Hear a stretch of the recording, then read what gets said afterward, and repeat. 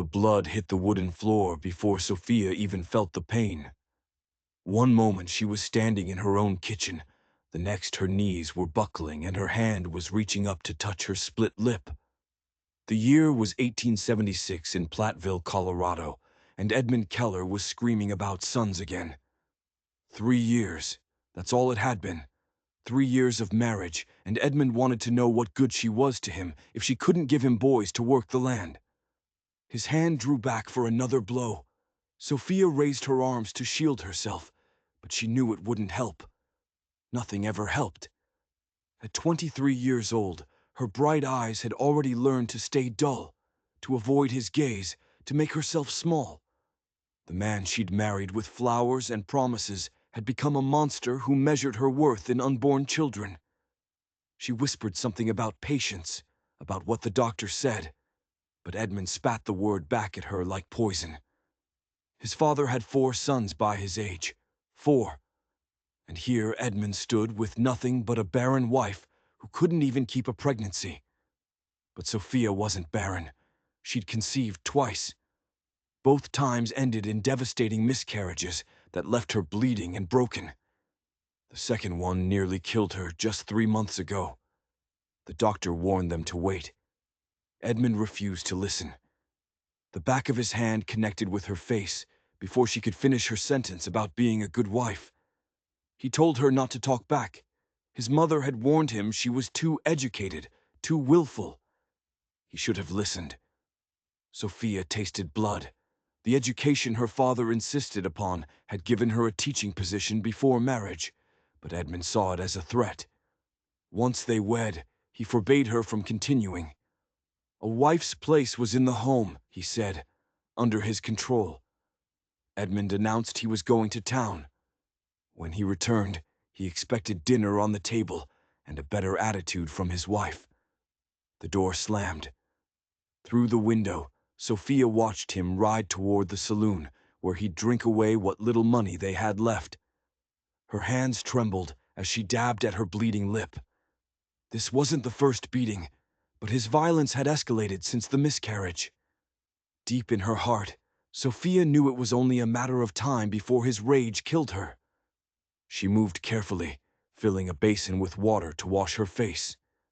The cool water couldn't touch the ache in her soul. In the small mirror above the washstand, she barely recognized herself. Pale, frightened. A shadow. 3 years ago, she'd been Sophia Kennedy, educated daughter of a respected rancher. When her father died unexpectedly, Edmund seemed like salvation. Handsome, hard-working, with decent land and promises of a good life. The change came slowly after the wedding, then all at once after the first miscarriage. And now, staring at her reflection, Sophia made a decision that would change everything. She couldn't continue this way. She wouldn't. With desperate movements, she gathered what little she could carry. A change of clothes, her mother's locket, the leather-bound poetry book from her father, and $15 she'd managed to hide from Edmund over the past year. It wasn't much, but it might be enough to get somewhere safe. Her hands shook as she wrote a brief note. Edmund, I cannot be what you want. May God forgive us both. Sophia. She placed it on the kitchen table next to the dinner she would not be cooking. Then she slipped out the back door toward the barn where old Daisy, the gentle mare, waited. Edmund had taken his stallion. The horse had been her only friend for months. We need to go, girl, Sophia whispered as she quickly saddled Daisy. And we can't come back. The afternoon sun was descending toward the Rocky Mountains as Sophia rode away from the ranch, headed south, away from town.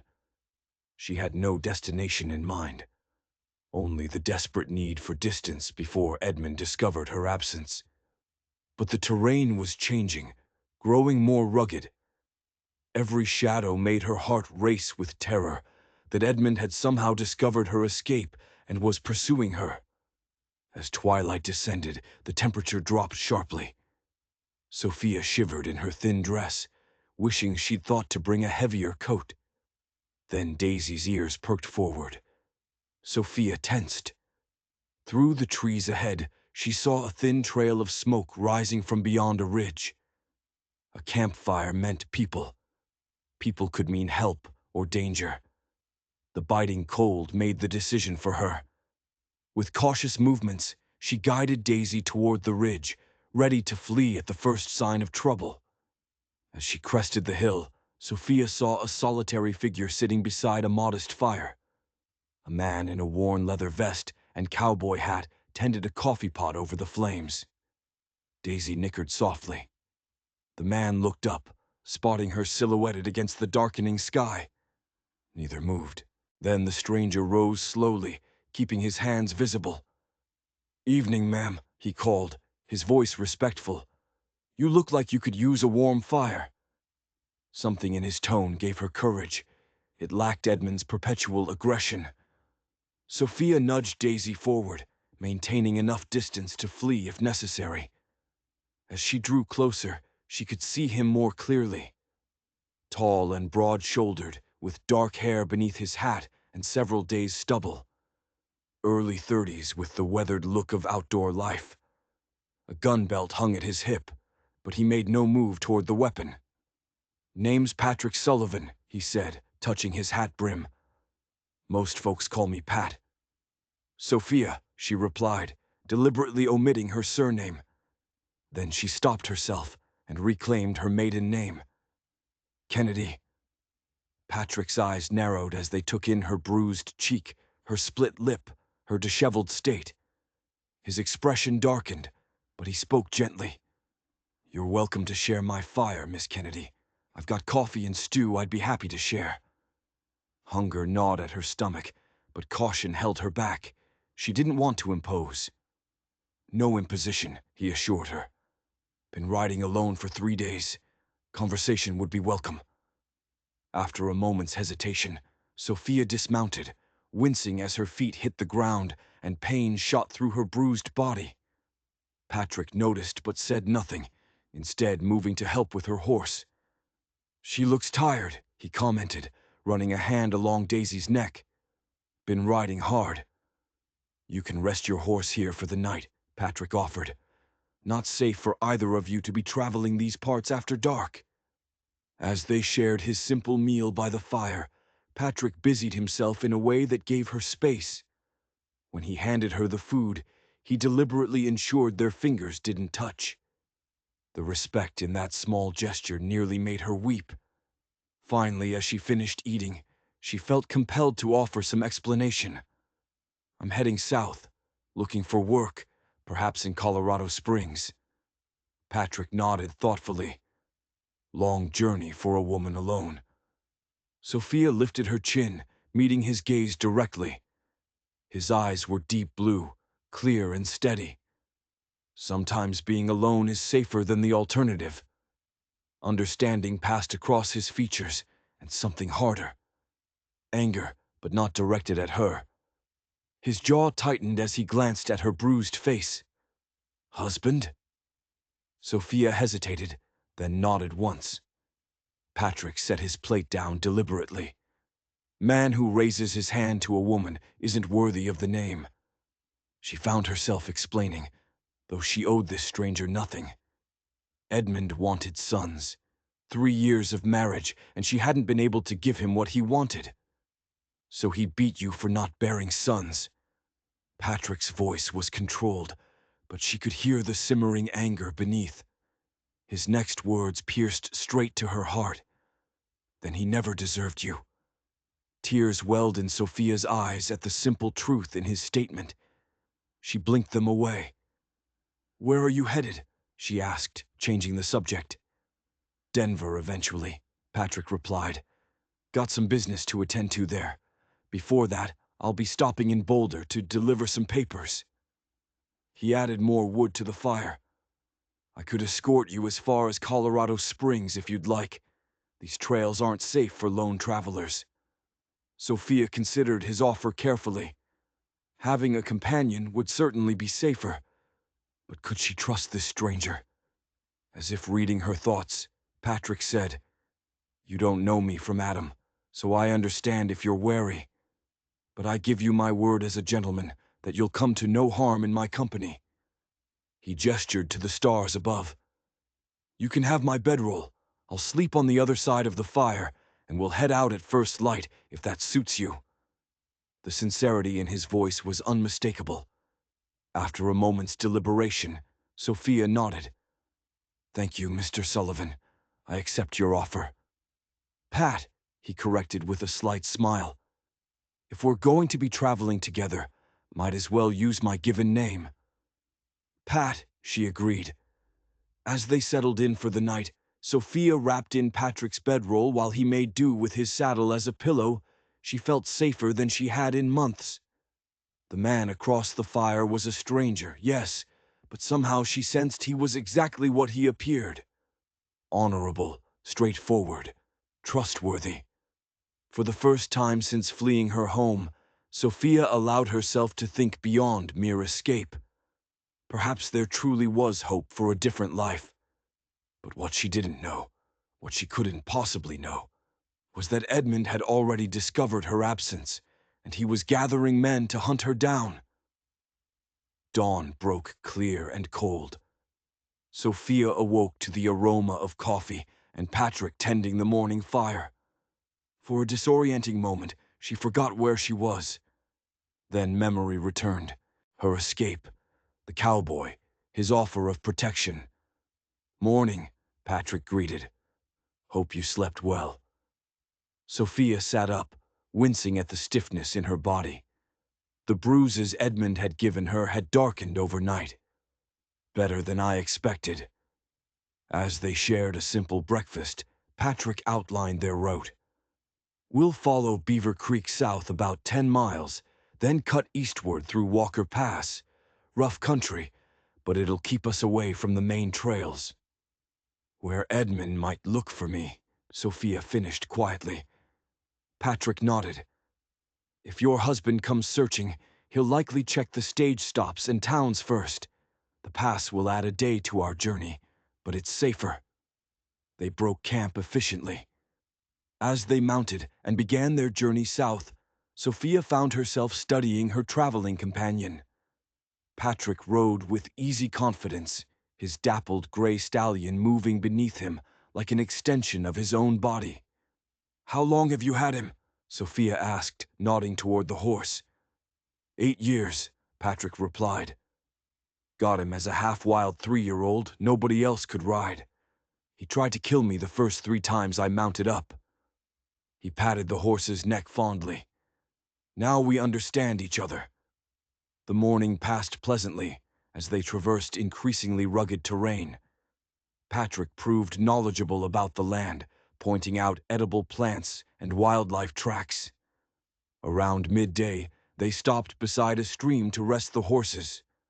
"I have something that might help with that," Patrick said, noticing her discomfort as she gingerly touched her swollen cheek. He produced a small tin from his saddlebag. "Indian poultice. Learned about it from a Ute medicine man. Takes the sting out of bruises." Hesitantly, Sophia accepted the tin. Inside was a greenish paste that smelled of herbs and pine. Patrick turned away to give her privacy as she applied the remedy. The poultice tingled against her skin, but soon began to dull the throbbing pain. "Thank you," she said softly. As they continued their journey, dark clouds gathered to the west, promising a storm. Patrick frowned at the sky. "We should find shelter soon." He guided them toward a stand of pines, and after careful navigation, they came upon a small, rough-hewn cabin tucked among the trees. "Seems abandoned," Patrick said, approaching cautiously. "Nobody's been here in months, I'd reckon." The interior was sparse but dry, a single room with a fireplace, a crude table, and a narrow bed frame with no mattress. "Better than sleeping in the storm," Patrick declared. The first raindrops began to fall as Patrick tended to the horses. By the time he returned, the rain had intensified to a steady downpour. Inside, Sophia had attempted to light a fire, but Patrick had to intervene. "No fire," he said gently. Smoke might be visible from below. Edmund and his men will be watching for any sign of us. The temperature was dropping rapidly. Patrick immediately shrugged out of his leather coat and draped it around her shoulders. The garment was heavy with his warmth and scent. "What about you?" she protested. "I've weathered colder nights," he assured her. In the partial cabin, Patrick arranged their bedrolls in the corner where the roof remained intact. Sharing the space would be intimate, but necessary for warmth and safety. As full darkness descended, Sophia found herself shivering despite Patrick's coat. "Here," he said, settling beside her. "We'll need to share warmth tonight." With gentle movements, he arranged his blanket over both of them, carefully maintaining a respectful distance while still providing body heat. Sophia's initial tension gradually eased as warmth began to penetrate her chilled limbs. "Will they find us?" she whispered into the darkness. Patrick's voice came steady and reassuring. "Not tonight. We've left no trail they can follow easily. By morning, we'll be moving again. And if they do find us..."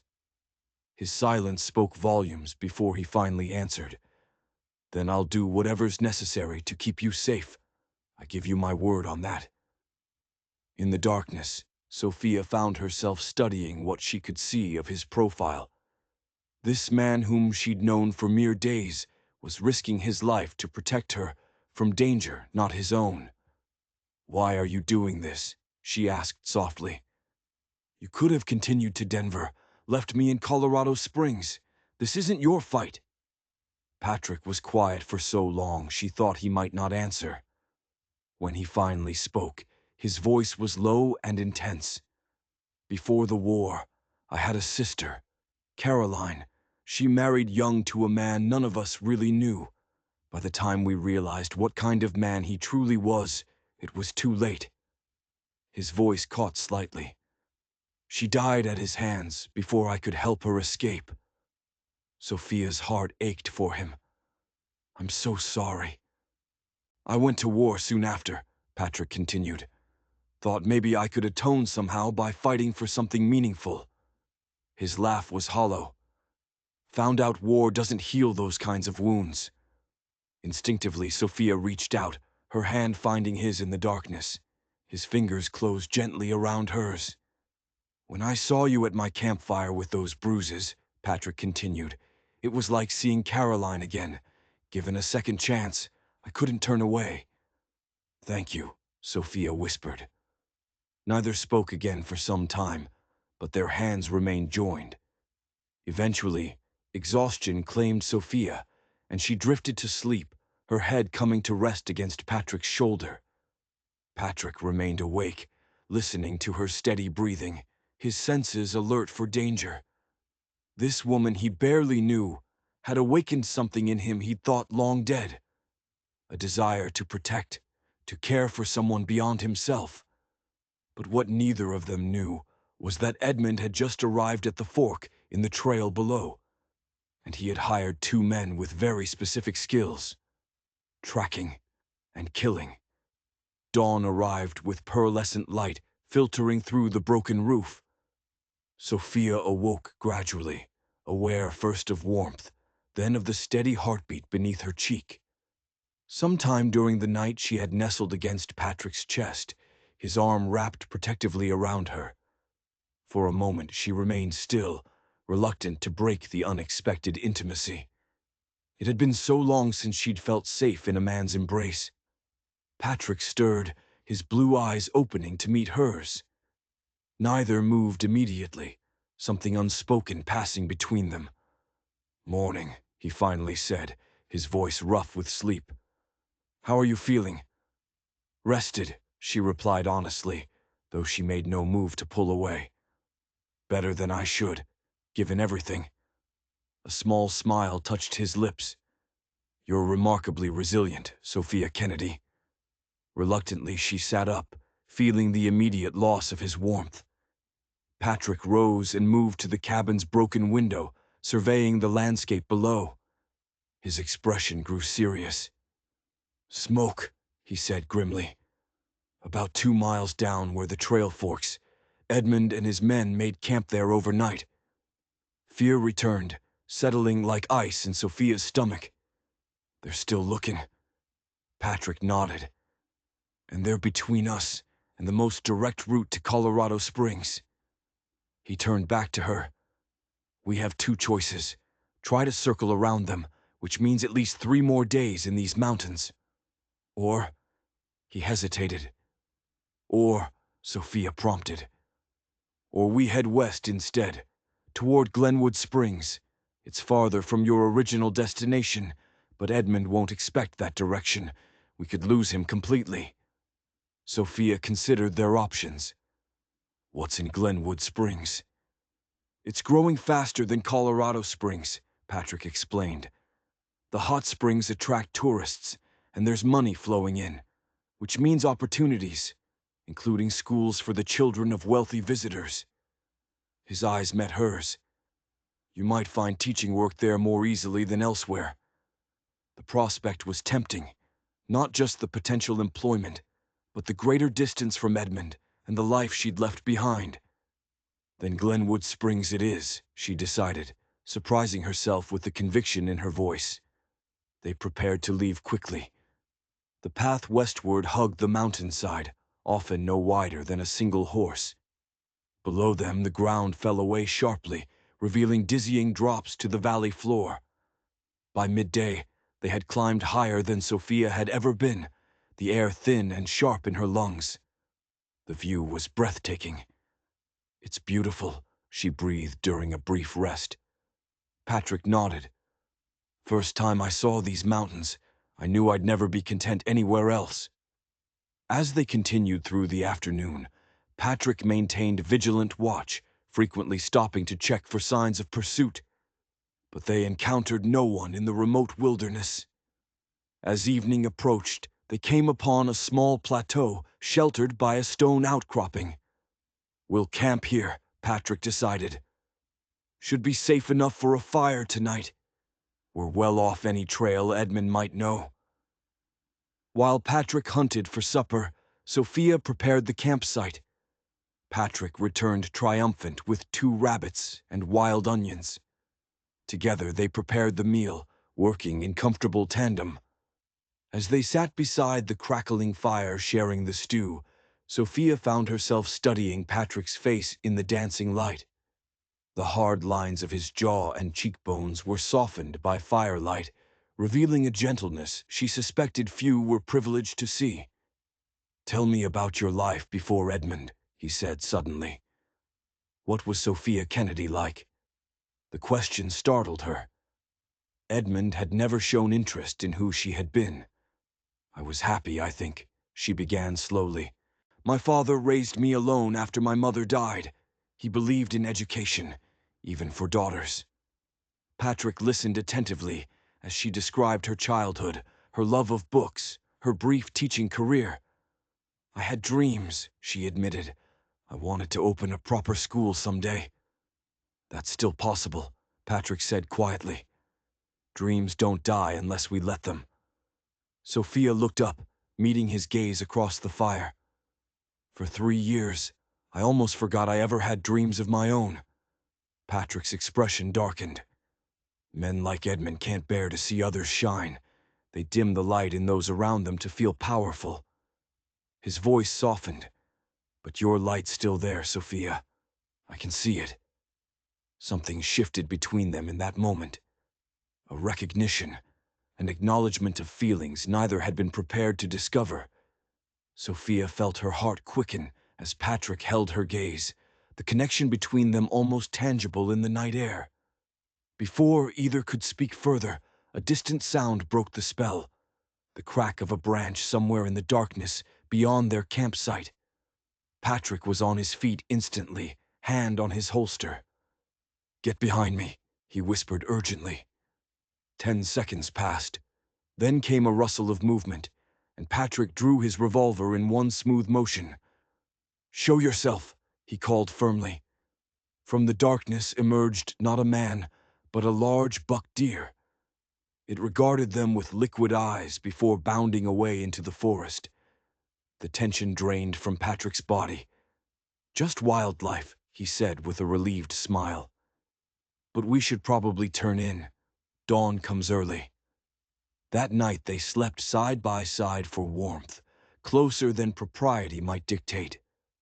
Sophia's last conscious thought before sleep claimed her was how natural it felt to be here beside this man who had become so much more than a protector. But miles away, Edmund Keller sat by his own fire, studying a map by lantern light, and the smile on his face as he traced a line toward Glenwood Springs was nothing short of murderous. The journey to Glenwood Springs took 4 more days of hard travel. Each day brought them farther from Edmund's reach, and with that distance came a gradual unburdening of Sophia's spirit. Patrick proved not just a skilled guide, but a thoughtful companion. He taught Sophia how to identify edible plants, how to read weather changes, how to move through the forest with minimal disturbance. More importantly, he listened when she spoke, valuing her thoughts in a way Edmund never had. Their evenings around the campfire became precious spaces of connection. They shared stories, Patrick of his pre-war years, his time in the cavalry, Sophia of her childhood dreams, her hopes for what might lie ahead. On the afternoon of the 5th day since changing course, they crested a final ridge and saw Glenwood Springs spread below them in the valley. A bustling town nestled where 2 rivers met, steam rising from the famous hot springs. "We made it," Sophia breathed, relief and trepidation washing over her. Patrick reached across the space between their horses, his hand briefly covering hers. A new beginning. They made their way down to town as sunset painted the surrounding mountains in gold and crimson. Patrick led them to a modest boarding house on a quiet side street. "The widow Cooper runs this place," he explained. "Known her for years. She's discreet and kind." Mrs. Cooper proved to be a stout, gray-haired woman with shrewd eyes that took in Sophia's fading bruises without comment. When Patrick quietly explained that Sophia needed lodging, the older woman nodded understanding. "Got a nice room at the back," she told Sophia. $2 a week including breakfast, but I could use help with washing and mending if you're skilled with the needle. Might offset some of the cost." The arrangement was perfect. Sophia accepted gratefully. When Patrick returned from stabling their horses, he carried Sophia's belongings to her new quarters, a small but clean room with a window overlooking a kitchen garden. "It's lovely," Sophia said sincerely. Patrick lingered in the doorway, suddenly awkward. "I've taken a room at Graham's Hotel, just up the street. I'll need to see about some business matters tomorrow, but perhaps we could meet for dinner. I could show you around town a bit." Sophia smiled. "I'd like that very much." That evening, alone for the first time since fleeing Edmund, Sophia bathed and changed into a clean dress Mrs. Cooper had provided. As she brushed her honey-blonde hair before the small mirror, she studied her reflection. The bruises were fading to yellowish shadows. Her split lip healed to a faint line. But it was her eyes that showed the most change. No longer dulled with fear, they held a cautious hope she barely recognized. The next morning, after breakfast in Mrs. Cooper's kitchen, Sophia set out to explore her new home. Following the landlady's advice, she visited the town school. The headmistress, Mrs. Thornton, received her kindly but had no immediate positions available. However, the older woman added, "The Hartwell Hotel has been seeking a governess for the children of their long-term guests. With your teaching experience, you might be well suited." The suggestion led Sophia to the grandest building in Glenwood Springs, a 3-story hotel of red brick with wide verandas. The manager, Mr. Phillips, interviewed her briefly and seemed impressed. "We have several families who stay with us for months at a time, taking the waters," he explained. "Their children require continuing education. The position pays $30 monthly with a private room here at the hotel included." It was more than Sophia had dared hope for. When Mr. Phillips offered her the position pending references, she nearly wept with relief. "I can provide a letter from the school board in Platteville," she assured him, carefully avoiding mention of Edmund. "And Mrs. Cooper at the boarding house knows me." "Excellent. If you could begin next Monday, we currently have 3 families with children between ages 6 and 12. Sophia left the Hartwell Hotel with her head spinning. In a single morning, she had secured employment that would utilize her skills and provide independence. That evening, when Patrick called to escort her to dinner, Sophia shared her news with barely contained excitement. His genuine pleasure warmed her heart. "I knew you'd find your place quickly," he said, his hand resting lightly at the small of her back. "You have too much to offer to go unnoticed for long." Over their meal, they discussed her new position and the possibilities it presented. Patrick listened attentively, his blue eyes rarely leaving her face. "And what of your business here?" Sophia finally asked. A shadow crossed Patrick's features. "It's complicated. I'm looking for someone, actually. A man who may have information about my sister's death." Sophia's heart constricted at the pain in his expression. After all these years. Patrick nodded. Her husband fled after her death before he could face justice. There have been rumors he was seen in this area recently. His jaw tightened. "I need to know for certain." Sophia reached across the table, her hand covering his. "I hope you find the closure you're seeking." His fingers interlaced with hers. "I'm beginning to think closure might come in unexpected forms," he said quietly, his gaze holding hers with intensity that made her breath catch. The moment stretched between them, charged with unspoken feelings. Then Patrick smiled slightly, breaking the tension. "But enough of old ghosts. Tonight is about celebrating your new beginning." As they walked back to the boarding house, Patrick kept her hand tucked in the crook of his arm. At the door, they paused, neither quite ready to end the evening. "Thank you," Sophia said softly. "Not just for dinner, but for everything. I wouldn't be here, wouldn't have this chance at a new life, if not for you." Patrick shook his head slightly. "You would have found your way, Sophia. You're stronger than you know." In the gentle light from the boarding house windows, Patrick raised his hand to her cheek, his fingers barely grazing the faded bruise. "So am I," he murmured. For a heartbeat, Sophia thought he might kiss her. Part of her hoped he would. But Patrick stepped back, tipping his hat respectfully. "Good night, Sophia Kennedy. Sleep well." As she watched him walk back toward his hotel, Sophia pressed her fingers to her cheek, where his touch lingered like a promise. That night, settling into her narrow bed, Sophia allowed herself to acknowledge a truth she'd been circling for days. She was falling in love with Patrick Sullivan. The realization was both thrilling and terrifying. Could she trust these feelings? Could she trust any man after Edmund's betrayal? But Patrick had proven himself different in every way that mattered. Patient where Edmund was demanding, gentle where Edmund was cruel, respectful where Edmund had been controlling.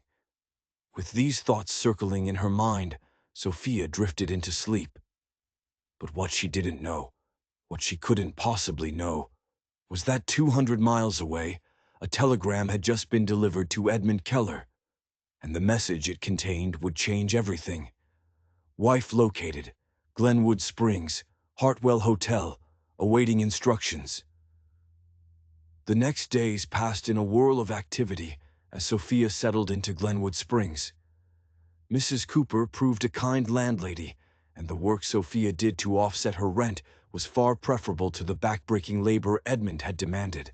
Patrick came by each evening, sometimes taking her to dinner, other times simply walking with her through town. He never presumed, never pushed for more than she offered, but Sophia could feel the connection between them deepening. On Sunday, he escorted her to church, standing tall beside her in the pew. Afterward, several townspeople approached to introduce themselves, clearly taking Patrick's presence as endorsement of the newcomer. Monday brought her first day at the Hartwell Hotel. Mr. Phillips introduced her to 3 families whose children would be her pupils. All were from wealthy Eastern families, staying for extended periods while family members took the mineral waters. The hotel had converted a bright room on the 2nd floor into a schoolroom, complete with blackboard, maps, and individual desks. After initial awkwardness, Sophia found herself slipping easily back into teaching, her confidence growing as the children responded to her guidance. By week's end, she had established a routine that brought unexpected fulfillment. Mornings devoted to teaching, late afternoons helping Mrs. Cooper or exploring her new home. Evenings with Patrick. During their walks and conversations, Patrick shared more about his search for his brother-in-law, Andrew Blackwell, the man responsible for his sister's death. He was charming, educated, Patrick explained one evening as they sat on a bench overlooking the river. No one suspected what he was capable of behind closed doors, not until it was too late. Sophia shivered at the parallels to her own situation. How did you discover the truth? Patrick's face darkened with old pain. Caroline wrote to me while I was away at university, carefully worded letters that hinted at problems but never stated them outright. I was young, preoccupied. His hands clenched. When I finally visited them, I saw bruises she tried to hide. When I confronted her, she broke down. What did you do? I tried to convince her to leave with me that day, but she was afraid. Patrick stared at the water. I promised to return in a week with a proper plan, but 3 days later, a neighbor found her dead at the bottom of the stairs. Andrew claimed it was an accident. He disappeared before authorities could question him further. Sophia took his hand, offering what comfort she could. And you've been searching for him ever since. On and off, Patrick admitted. What will you do if you find him? Patrick was silent for a long moment. I used to think I wanted vengeance. Now I'm not so sure. He turned to look at her. Justice, yes, but vengeance consumes the one seeking it as surely as it destroys its target.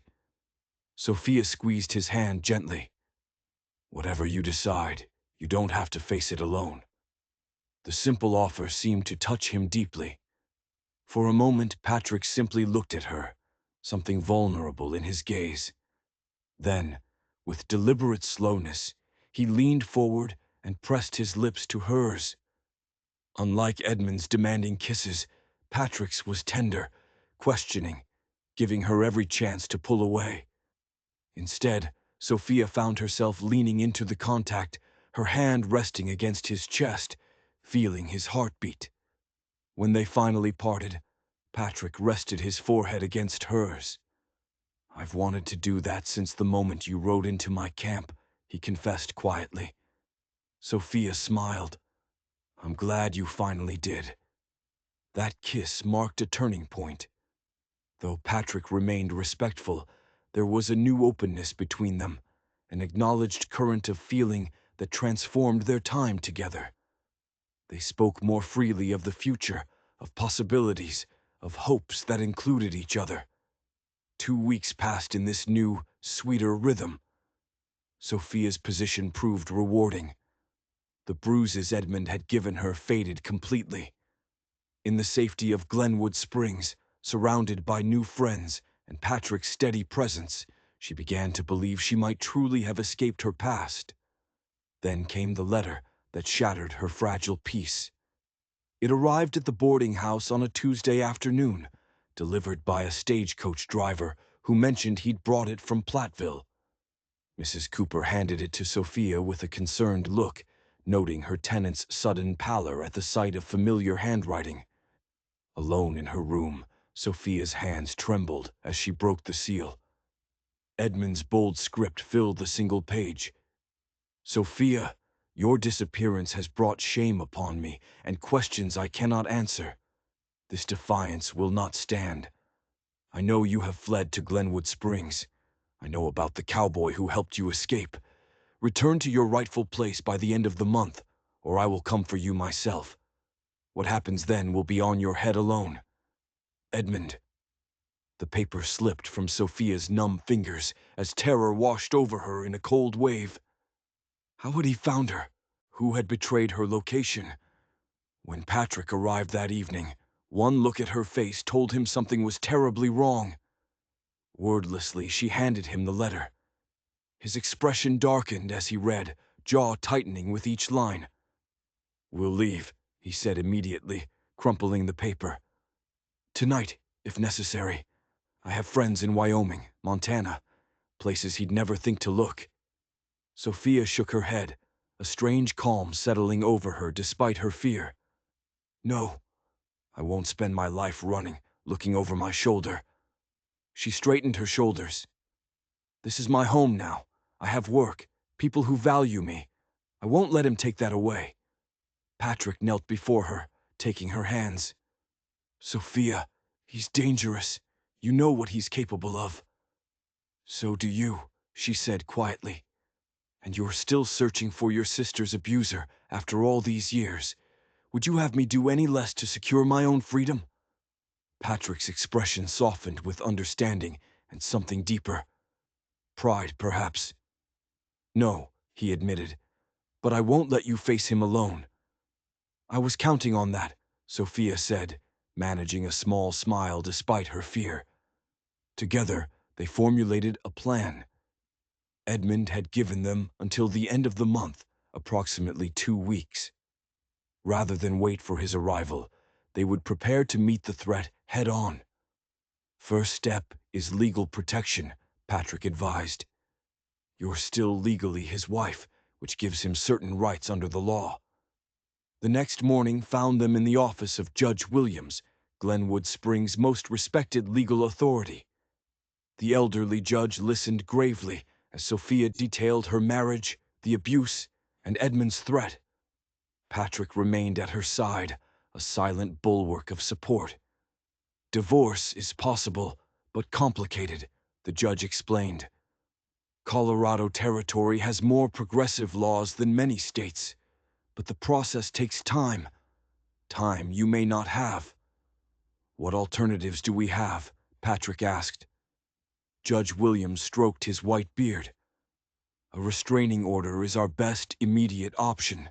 It won't dissolve the marriage, but it will legally prohibit Mr. Keller from approaching or harming Mrs. Keller." He looked at Sophia directly. "I'll need sworn testimony about the abuse and any evidence you can provide." For the next hour, Sophia detailed Edmund's violence, the escalation after each miscarriage, the isolation he'd imposed, the threats that had finally driven her to flee. Patrick remained silent but watchful, his hand occasionally covering hers when particularly painful recollections caused her voice to falter. "I believe you have grounds not only for protection, but for eventual divorce," Judge Williams declared. "I'll issue the restraining order today. Should Mr. Keller violate it, he can be arrested immediately." It was a first step, but both Sophia and Patrick knew legal papers alone wouldn't stop Edmund if he was determined. The next phase involved ensuring Sophia was never alone and vulnerable. Mr. Phillips at the Hartwell Hotel readily agreed to move her into the teacher's quarters at the hotel itself, rooms that were more secure and constantly staffed.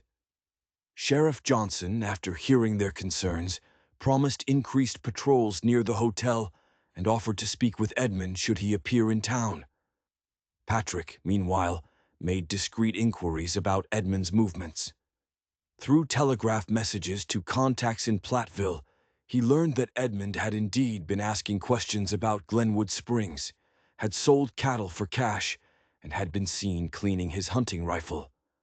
"He's coming," Patrick confirmed grimly. "Probably within the week." Sophia absorbed this news with remarkable composure. "Then we'll be ready for him." The waiting proved more difficult than either anticipated. Each day brought increased tension, each unknown rider entering town a potential threat. Patrick took to spending his nights in the hotel lobby, unwilling to leave Sophia unprotected. Despite the strain, life continued. Sophia taught her pupils each day. Evenings were spent with Patrick, their relationship deepening in the face of shared danger. They spoke often of the future, of the divorce Sophia would pursue once Edmund was dealt with, of Patrick's lingering search for Andrew Blackwell, of possibilities neither had dared imagine before finding each other. On the 7th day after receiving Edmund's letter, the confrontation they'd been preparing for finally came. Sophia was just finishing her afternoon lessons when commotion erupted in the hotel lobby below. A man's voice, achingly, terrifyingly familiar, rose above the murmur of guests. "Where is she? Where is my wife?" Patrick, who had been waiting nearby, appeared immediately at the classroom door. "Stay here with the children," he instructed quietly. "Lock the door behind me." Before she could protest, he was gone, moving with purposeful strides toward the confrontation below. Sophia ushered her pupils to the back of the classroom and locked the door as instructed, but she couldn't resist moving to the window overlooking the street entrance. Below, Edmund stood in the center of the lobby, his face flushed with anger as he confronted the hotel manager. He looked thinner than when she'd last seen him, disheveled from travel, but no less intimidating. "Mr. Keller," Patrick's voice carried clearly, "I believe you're in violation of a restraining order." Edmund spun to face the new speaker, his eyes narrowing with recognition and hatred. "Sullivan, so the rumors were true. You're the one who stole my wife." "No one stole your wife," Patrick replied evenly. "Sophia left of her own free will to escape your abuse. The law is on her side." Edmund's laugh was harsh. "The law? A piece of paper won't keep me from what's rightfully mine." His hand moved toward his coat where a holstered pistol was visible. "I wouldn't," Patrick warned quietly. "Sheriff Johnson is on his way, and there are witnesses all around you. Think carefully about your next move, Keller." Indecision flickered across Edmund's features as he registered the hotel guests and staff watching with alarm. His hand hesitated. "She's my wife," Edmund insisted, though with less conviction. "I have the right to speak with her at least." "That right was forfeited when you raised your hand to her," Patrick replied, his voice controlled but laced with steel. "Sophia has made her choice clear. The decent thing for you to do now is respect that choice and leave." Edmund's eyes darted around the lobby, perhaps searching for sympathy, but finding none. The gathered onlookers' expressions ranged from curiosity to open disapproval directed at him. "This isn't over," he finally growled, backing toward the door. "Tell her that. This isn't over by a long shot." He stormed out just as Sheriff Johnson arrived, nearly colliding with the lawman on the steps. A brief, tense exchange followed, the sheriff's hand resting meaningfully on his holster. Whatever was said seemed to further deflate Edmund's bravado. With a final glare at the hotel, he mounted his horse and rode away, the sheriff watching until he disappeared. Only when Edmund was out of sight did Sophia realize she'd been holding her breath. She sank into a chair, legs suddenly too weak to support her. After seeing the children safely to their parents, Sophia made her way downstairs where Patrick waited. "He's gone for now," he told her quietly. Sheriff Johnson reminded him about the restraining order and suggested the town jail would be his next destination if he violated it again. "But he'll be back," Sophia said. "Not a question, but a certainty." Patrick nodded grimly. Men like Edmund don't give up easily. That evening, in her hotel room, they discussed their limited options. The confrontation had bought them time, but not resolution. "We could still leave," Patrick suggested, though without much conviction. "Start fresh somewhere Edmund wouldn't think to look." Sophia shook her head firmly. "No, I won't spend my life running from him. There must be another way to end this once and for all." They sat in thoughtful silence. Finally, Patrick spoke, his voice hesitant. "There is one possibility we haven't considered. It's unconventional." "I'm listening," Sophia encouraged. Patrick met her gaze directly. "Marry me." Sophia blinked in surprise. "But I'm already married. That's the problem we're trying to solve." "Hear me out," Patrick continued, taking her hands. "Judge Williams said divorce is possible, but takes time. However, marriages can be annulled under certain circumstances, including if the husband has abandoned or abused his wife." "Yes, but that still takes legal proceedings." Patrick nodded. "True, but there's another option, one that's been recognized in frontier territories for generations: common law marriage." His thumb traced gentle circles on her hand. "If we declare our intention to be husband and wife before witnesses, live openly as a married couple, and you take my name, it creates a legal complication Edmund would be hard-pressed to overcome." "Two husbands?" Sophia asked. "In essence, yes.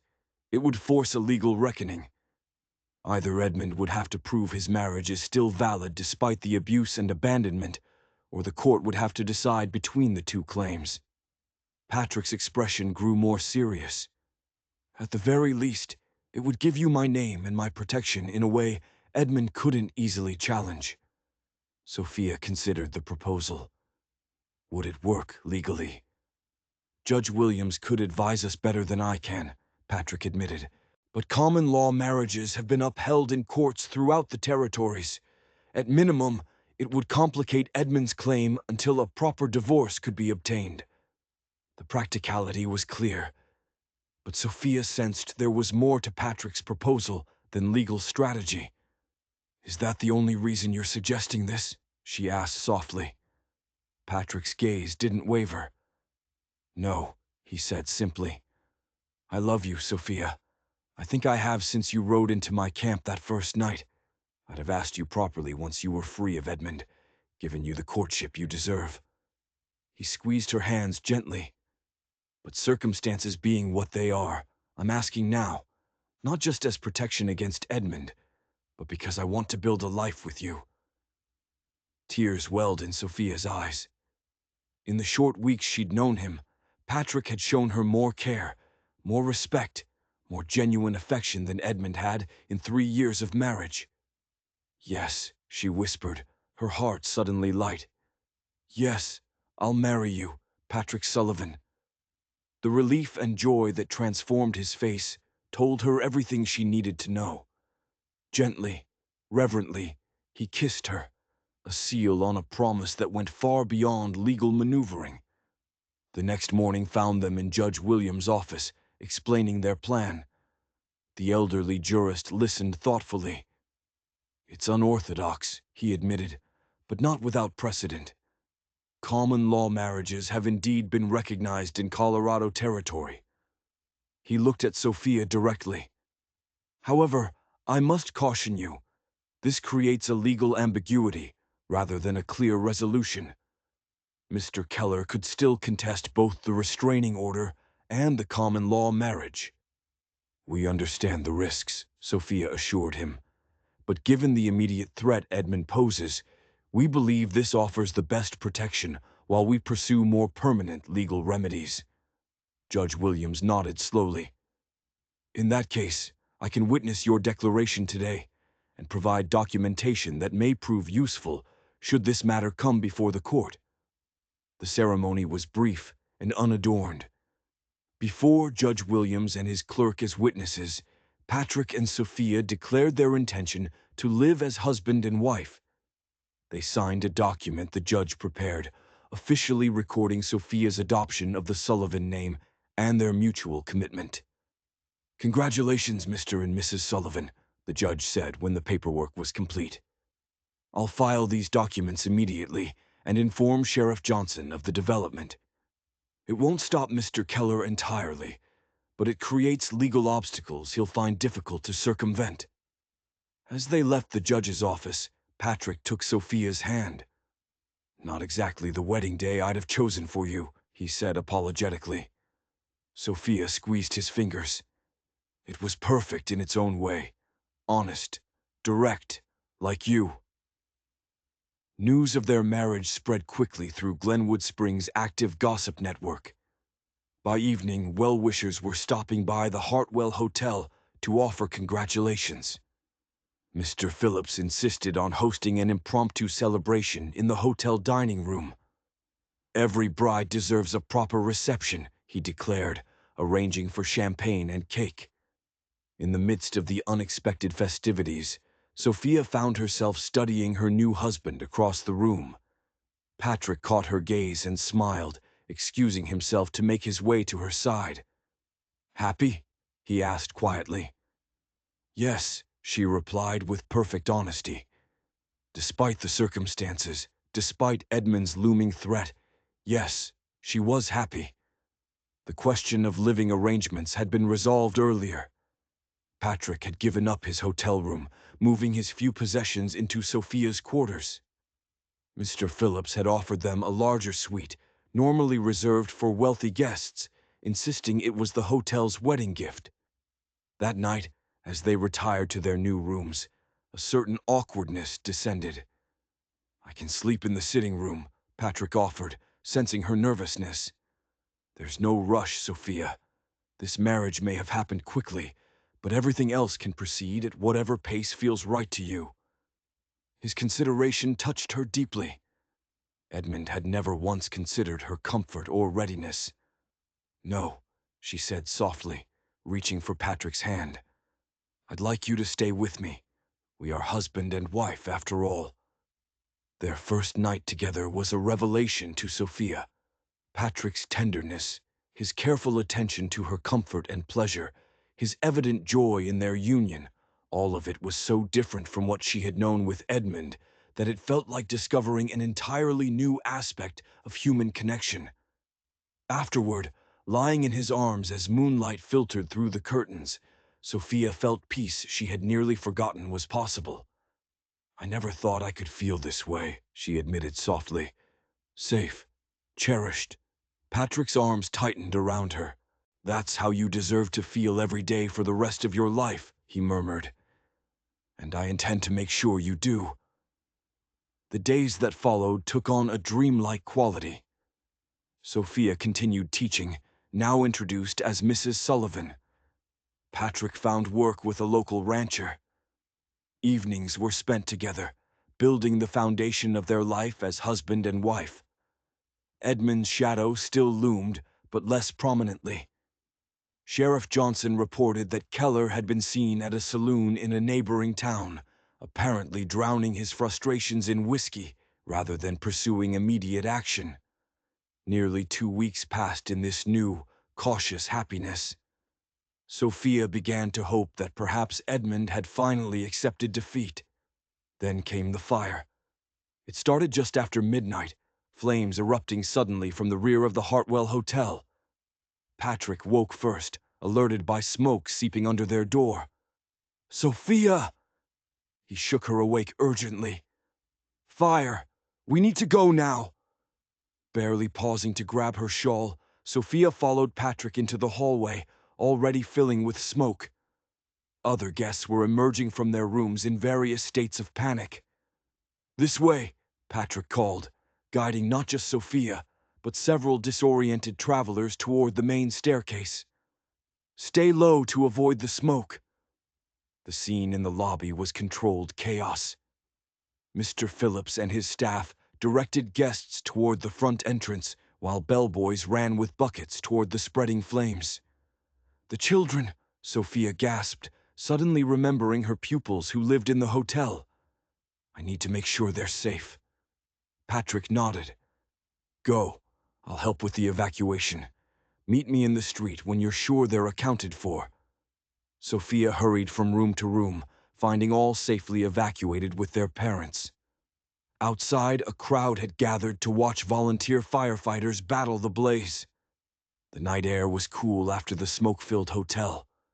Sophia drew deep breaths as she scanned the crowd for Patrick. He had said he would meet her outside, but minutes passed with no sign of him. Growing increasingly anxious, she approached Mr. Phillips. "Have you seen my husband?" The manager shook his head. "Not since we began the evacuation. He was helping guests from the upper floors last I saw." Fear clutched at Sophia's heart as she stared at the hotel, flames now visible through several windows on the ground floor. Patrick was still inside. Before she could move toward the building, a commotion near the side entrance caught her attention. Two figures emerged from the smoke, Patrick supporting an elderly man who was clearly struggling. "Doctor," Patrick called hoarsely. "He needs help. Smoke inhalation." Sophia rushed to his side as willing hands took charge of the injured guest. Patrick's face was smudged with soot, his eyes red from smoke, but he appeared otherwise unharmed. "You're all right," she breathed, throwing her arms around him. Patrick hugged her tightly. "I'm fine. Just needed to make sure everyone got out." As they stood together watching the firefighters work, Sheriff Johnson approached, his expression grim.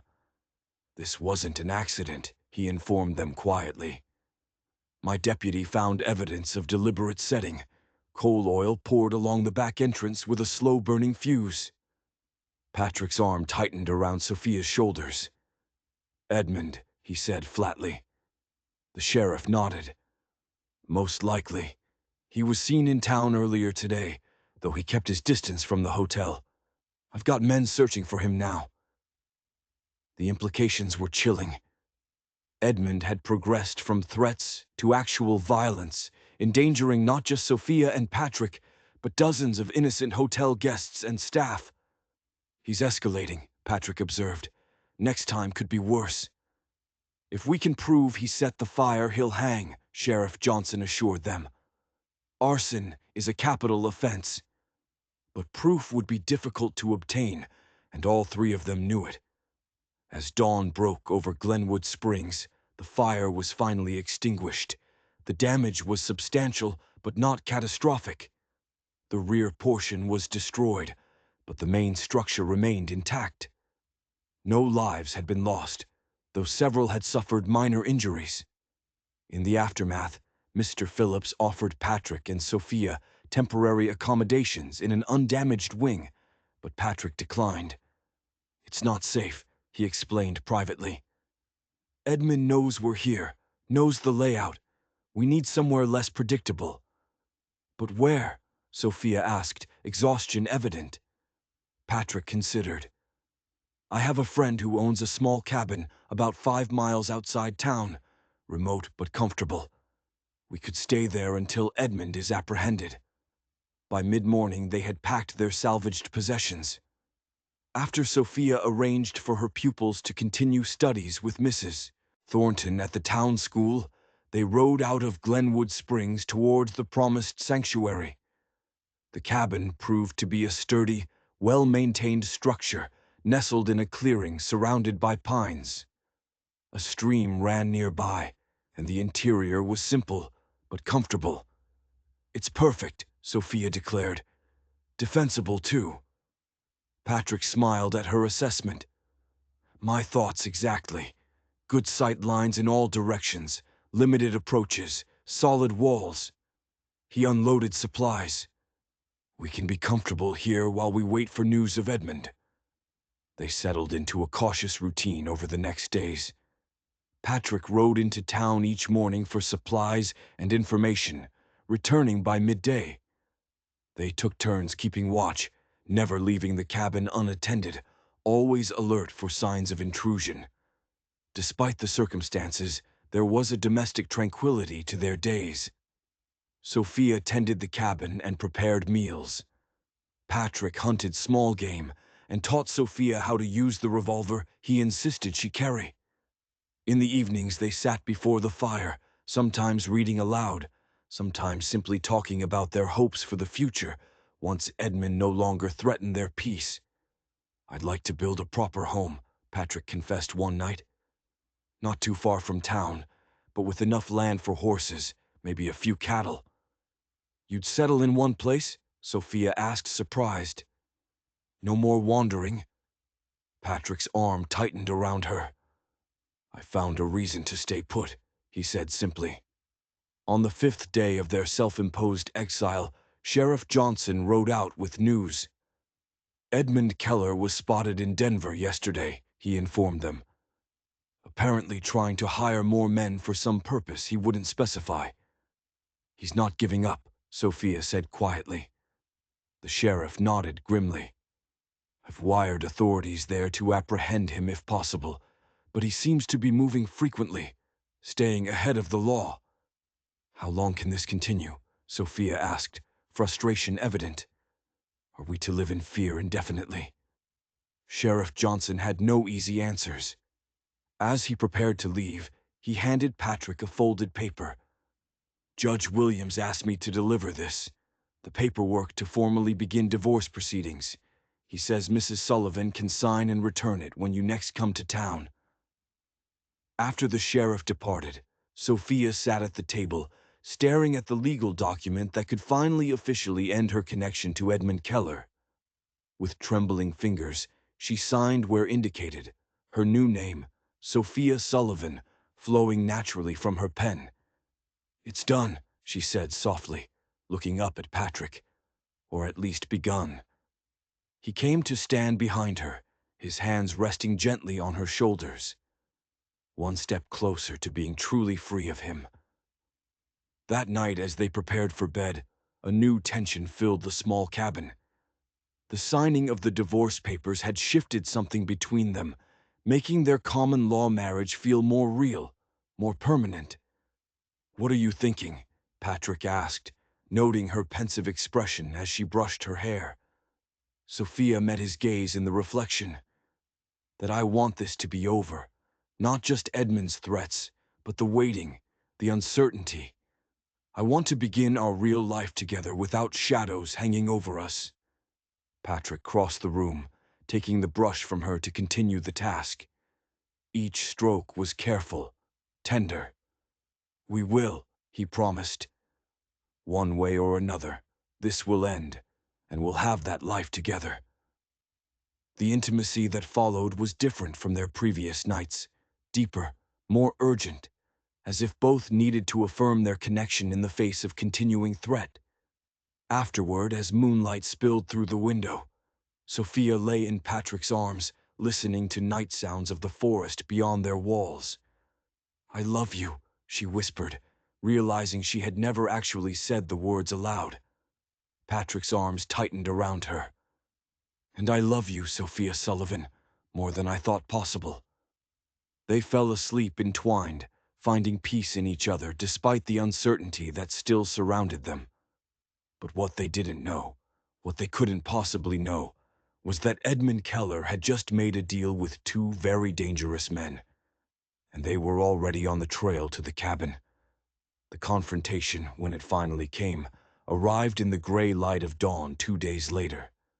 Sophia woke to Patrick moving quietly through the cabin, checking windows, his revolver already holstered at his hip. "Riders," he explained softly when he saw she was awake.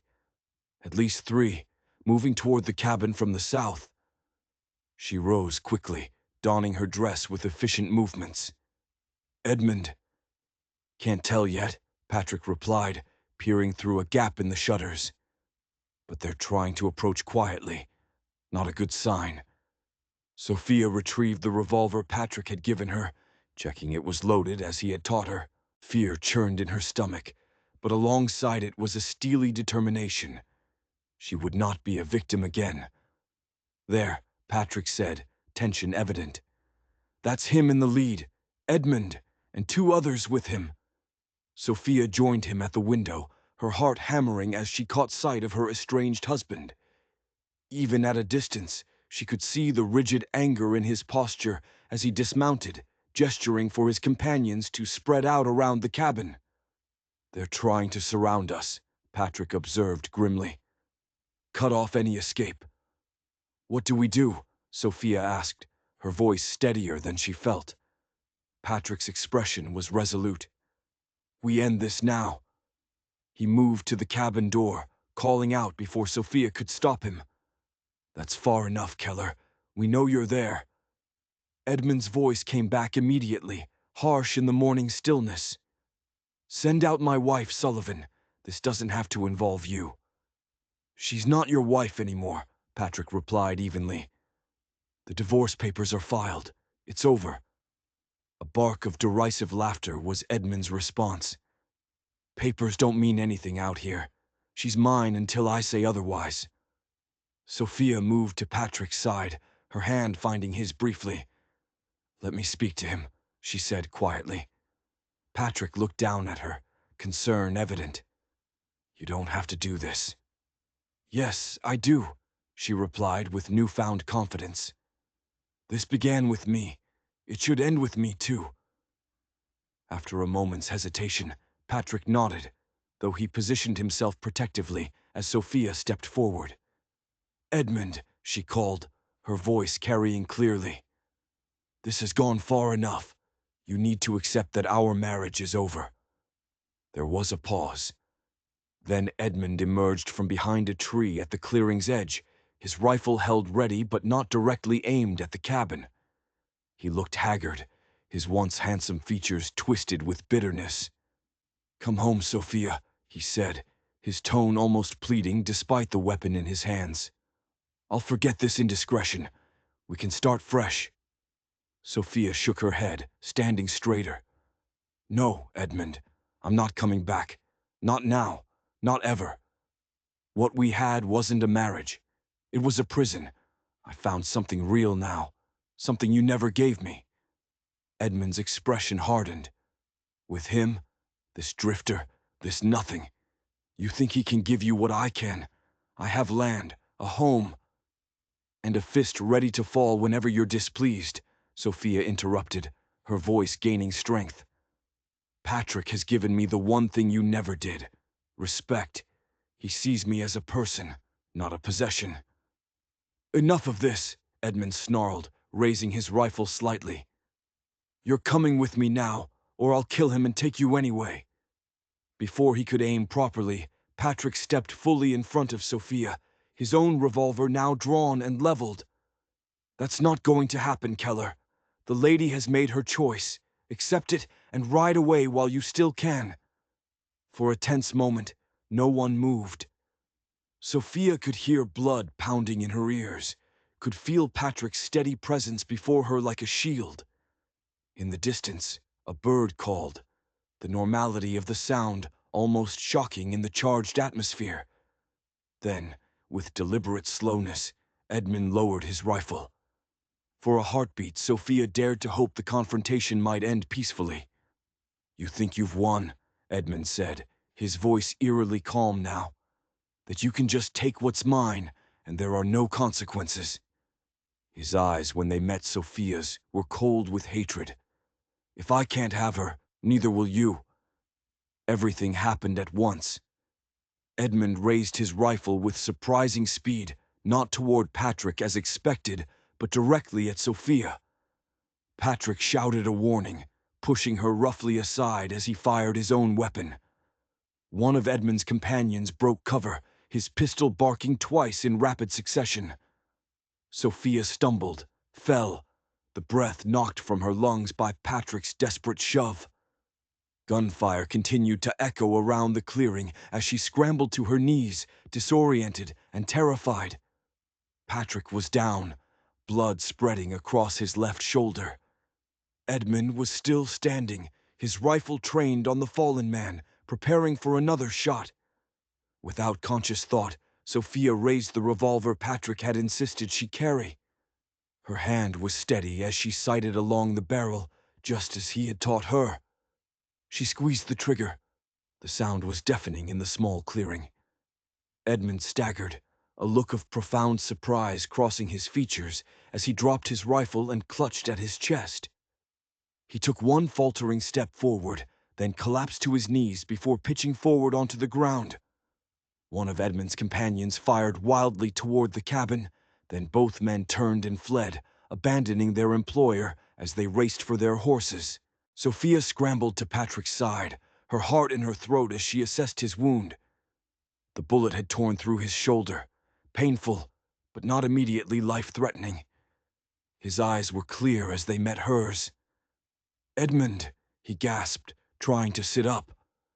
Sophia glanced toward the motionless figure lying in the dirt. I shot him, she said, the reality only now sinking in. Patrick managed to struggle to his feet with her assistance, supporting his injured arm against his body as they cautiously approached Edmund's fallen form. There was no need for caution.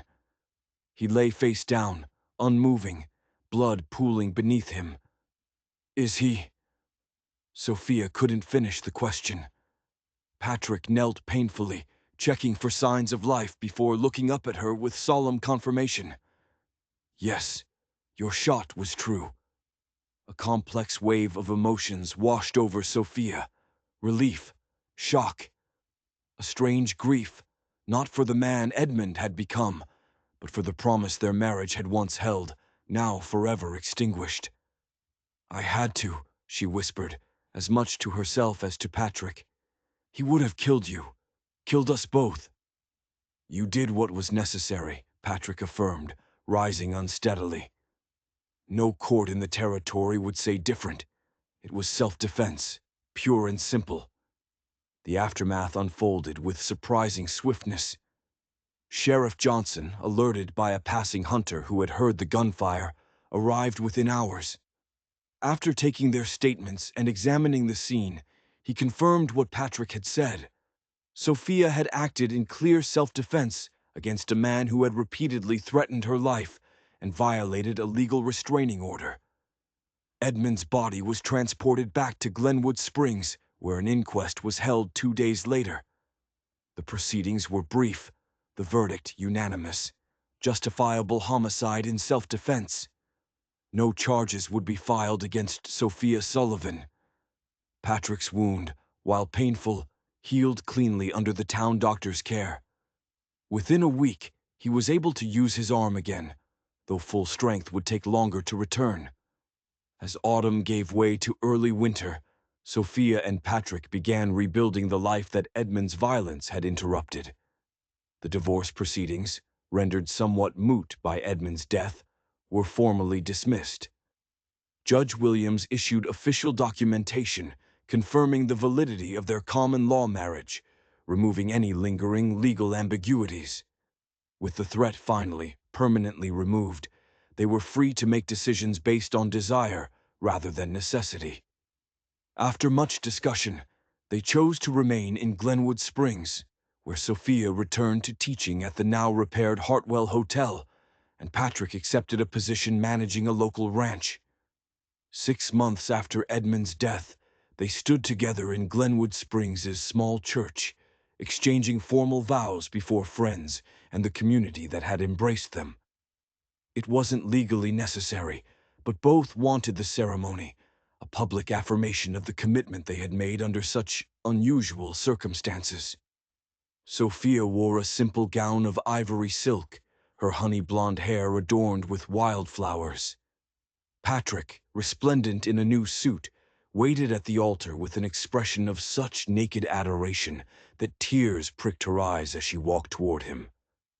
Dearly beloved, the minister began, we are gathered here today to celebrate the union of two souls who have already proven their devotion through trials few of us can imagine.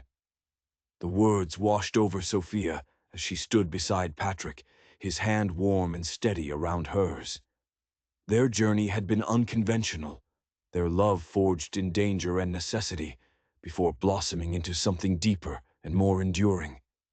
I, Patrick, take thee, Sophia, his voice was clear and unwavering, to be my lawfully wedded wife, to have and to hold from this day forward, for better, for worse, for richer, for poorer, in sickness and in health, to love and to cherish, till death do us part.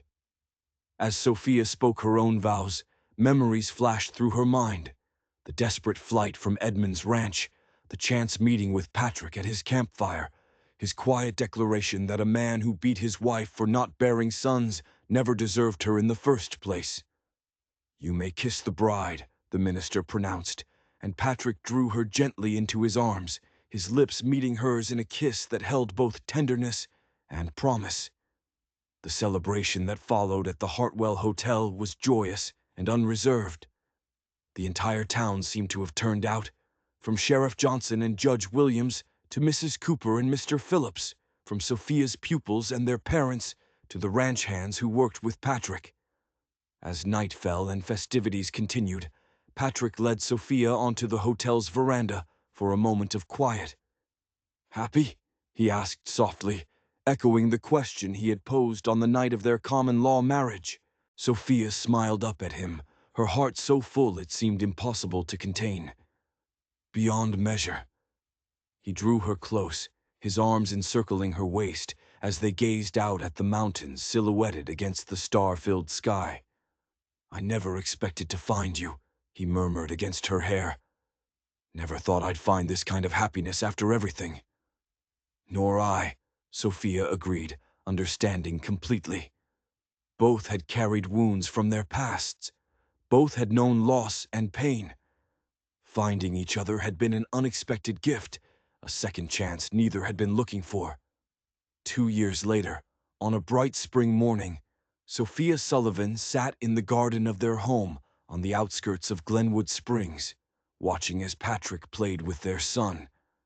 Thomas Patrick Sullivan, not yet a year old, giggled as his father lifted him high, his small face alight with joy. The home Patrick had promised to build stood solid and welcoming behind them, not grand, but comfortable, with enough land for the horses he loved and room for the family they were creating together. The school Sophia had dreamed of opening was now a reality, a small building on their property where children from outlying ranches could receive education 3 days each week. As she watched her husband and son, Sophia's hand drifted to her abdomen, where a new life was just beginning to make its presence known. She hadn't told Patrick yet, wanting to be certain before sharing the news that their family would grow again by winter. Patrick looked up, catching her gaze across the garden. With Thomas settled securely on his hip, he crossed to where she sat, dropping a kiss on her upturned face. "What are you thinking about, Mrs. Sullivan? You've got that secretive smile again." Sophia reached up to touch his cheek, marveling still at the journey that had brought them here. From fear and violence to this peaceful, joyful life they had built together. "I was thinking," she said softly, "that sometimes the darkest moments lead us to the brightest futures. If I hadn't found the courage to leave Edmund that day—" "You'd have found it eventually," Patrick said with absolute conviction. "That strength was always in you." Sophia smiled, taking Thomas from his arms and settling the drowsy boy against her shoulder. "Perhaps, but I'm grateful it was you I found that night. You who told me I deserved better." "And I meant every word," Patrick replied, sitting beside her on the garden bench.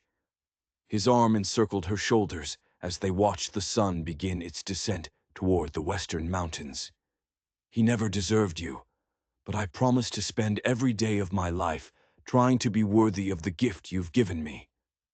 As their son drifted to sleep against her shoulder, and the child within her grew steadily stronger, Sophia leaned into her husband's embrace, perfectly content in the knowledge that she had finally found where she truly belonged. The shadows of the past would always be part of their story, but they no longer defined the path ahead. That path belonged to them alone, Sophia and Patrick Sullivan, together, free to write the rest of their story exactly as they chose. If you enjoyed this story of courage, redemption, and unexpected love in the Old West, don't forget to subscribe and hit that notification bell. Drop a comment below, telling us what part of Sophia and Patrick's journey moved you most. And if you want more stories of survival and second chances, check out our playlist. Thanks for watching, and we'll see you in the next one.